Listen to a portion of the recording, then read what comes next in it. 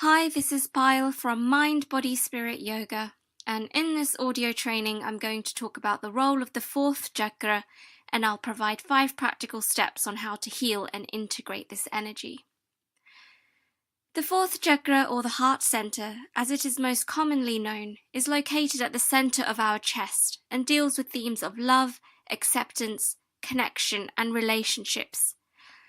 Chakras are like portals of consciousness through which we can transform our state and ascend to higher levels of awareness. The heart center is a halfway point between the physical, lower chakras, and the spiritual, upper chakras. It is essentially the point of integration between mind, body, spirit, and breath.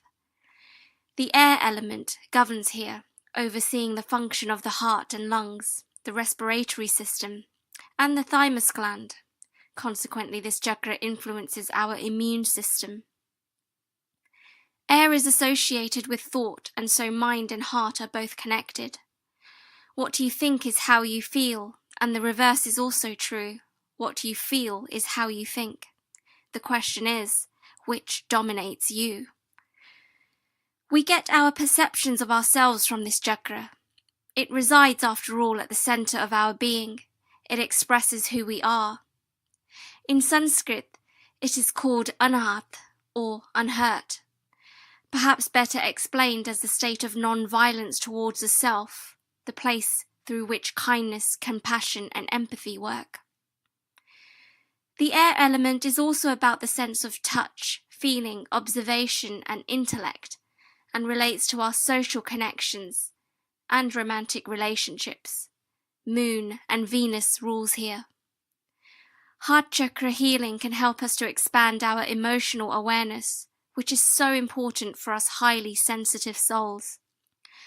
Our collective mission is to heal the feminine wound within caused by patriarchal violence and oppression through the generations. Our heart center is a powerful place to be connected to. For this we must put the word self before love, acceptance, forgiveness, and connection. Our work is to heal the disconnection within so that we may show up in battle or life as the empowered feminine, the goddess and warrior, Shakti. When we do the work to face and communicate with our emotions, we can allow the heart's wisdom to influence our life path. A person with a strong fourth chakra practices self-devotion or bhakti yoga, and tends to their needs with a strong sense of compassion, to which the meaning I give is doing what is right according to the way things are. This gives rise to greater clarity as our mirror gets cleaner from the inside. We're then able to show empathy to others as we're deeply connected with our own emotional needs and feelings, and act authentically. Vulnerable strength is our warrior's way. Heart-centered people stand firm in their self-truth and are amicable beings that hold the wisdom of surrender to the experiences of both joy and grief that life brings. Creativity flows, and there is a sense of peace at their center. Giving and receiving is conducted with ease, and these people do not draw their identity from things outside of themselves, meaning they don't seek validation of their worth. It is intrinsic because of their shraddha, an indwelling power or faith that derives from the core conviction of their heart. A healthy fourth chakra, moreover, reflects emotional stability and a person who is led by their intuition rather than logic. The heart informs the head.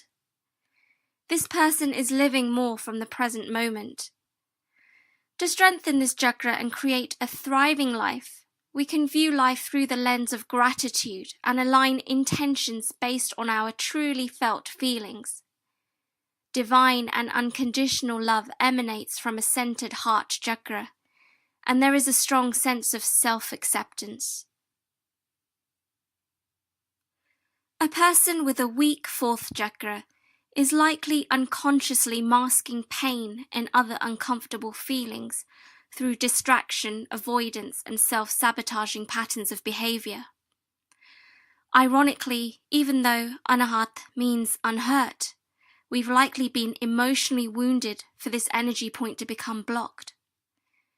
There is a tendency to self-isolate because of issues with trust and safety. Touching and hugging is limited, and in severe cases, there may be a lack of empathy and an inability for compassion. Physical problems manifest, such as heart and respiratory related conditions, like poor blood circulation and asthma, and any kind of pain in the chest, especially if we've numbed out emotions and disconnected from grief. Both our personal and collected grief is undigested, consciously or otherwise.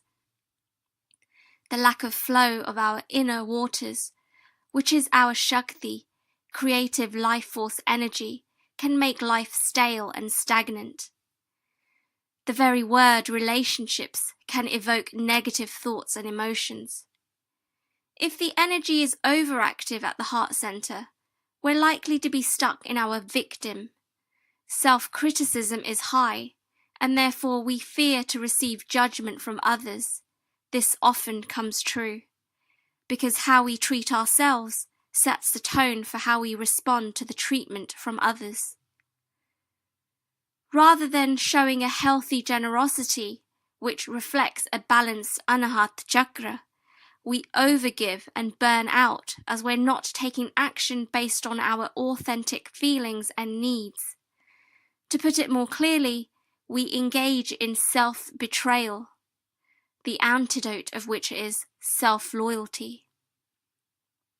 Seek Yog or yoga, the integration of opposing forces. Unite your upper and lower energies through conscious embodiment. Center yourself in self-truth by practicing courage, which comes from the heart. Allow your feelings to surface by dancing between stillness and movement. Become present. Breathe. Find your center. As the ancient Chinese philosopher Lao Tzu said, "Be content with what you have. Rejoice in the way things are. When you realize there is nothing lacking, the whole world belongs to you." Here are 5 practical steps towards the healing of your 4th chakra. Number 1. Listen to uplifting melodies. Music is in the domain of Vayu, the Vedic wind god, for the air element carries sound. Music is healing and can transform the vibration of your heart's energetic expression. So create an upbeat playlist and soothe your heart. Allow it to rest. Don't forget to dance, however, if your body wishes to move. Feel the joy through self-connection. It is the healing balm. Number 2. Go out in nature and connect with the color green. Connect with the elements and breathe in fresh air. Look up at the sky and surround yourself with all things green. This is the color of Anahata, natural and healing. Walk and sit on grass, be around trees, or take in the scenery of flowers.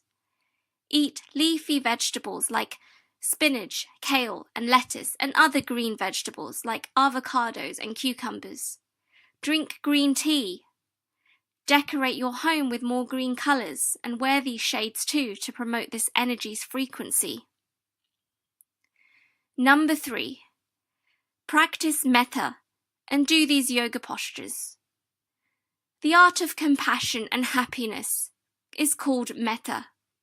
This is the Buddhist loving-kindness meditation.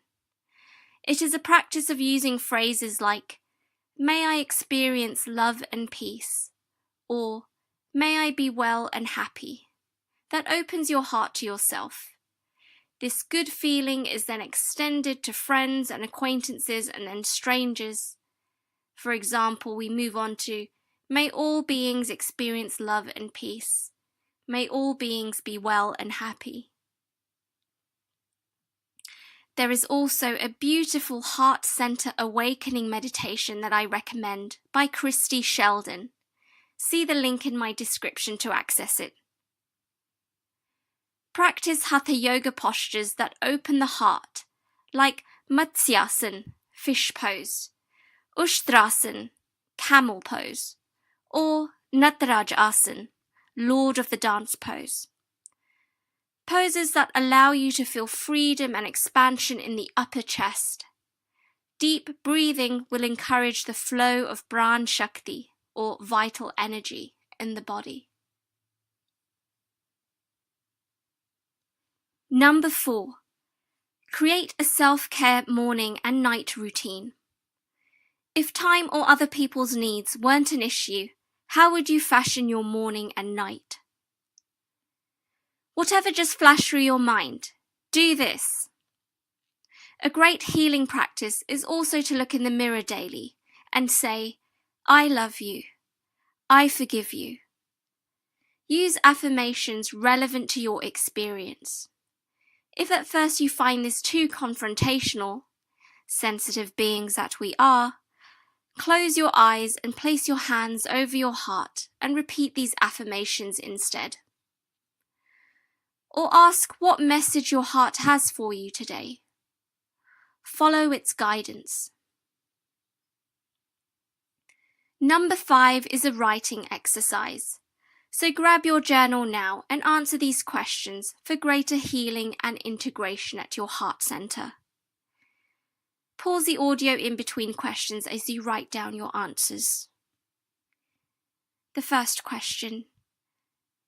Name 5 things that you love about yourself.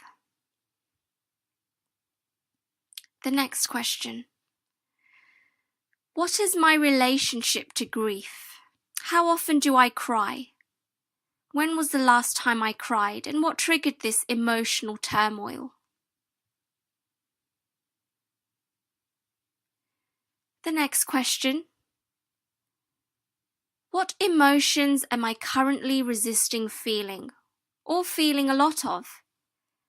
How can I transform this energy to either feel it, allow it to pass, or lessen its intensity? What tools do I need? And the next question. Which connections in my life make me feel happy and nourished? And the final question. What do I need from others to feel safe and loved? Make an effort to move towards these thriving connections and make self-love your priority. Serve from an overflowing cup. Thank you for listening. If you enjoyed this training, then subscribe to my channel, as next week we'll be moving on to how to heal the 5th chakra, where I'll provide another 5 steps for your awakening.